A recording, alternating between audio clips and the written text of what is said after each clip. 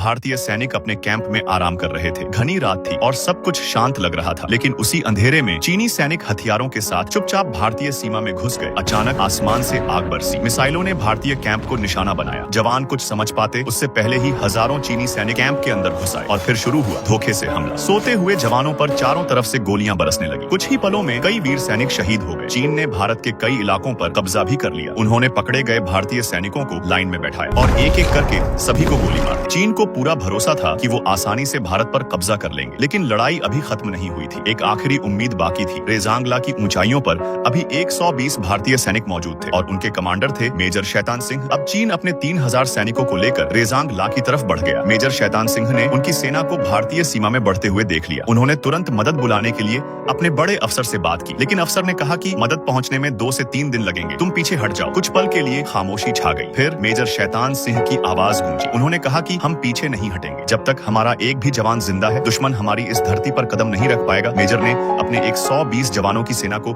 इकट्ठा किया और सबको सीमा पर तैनात कर दिया। सबकी आंखों में एक ही जज्बा था, या तो जीत या शहादत। गहरी रात में चीन की सेना का काफिला धीरे धीरे भारतीय सीमा में घुस रहा था, लेकिन इस बार भारतीय सेना तैयार थी। जैसे ही दुश्मन रेंज में आया, मेजर शैतान सिंह ने ऑर्डर दिया। अगले ही पल गोलियों की गूंज पहाड़ों में गूंज उठी। चीनी सेना चौंक गई। अपने बचाव के लिए उन्होंने भी जवाबी फायरिंग शुरू कर दी। अब दोनों तरफ से गोलीबारी शुरू हो गई थी। भीषण युद्ध छिड़ चुका था। अब सवाल ये है, क्या 120 भारतीय जवान 3000 चीनी की सैनिकों को रोक पाएंगे? कमेंट में आप अपनी राय जरूर बताओ और पार्ट 2 देखने के लिए वीडियो को लाइक और चैनल को सब्सक्राइब जरूर कर देना।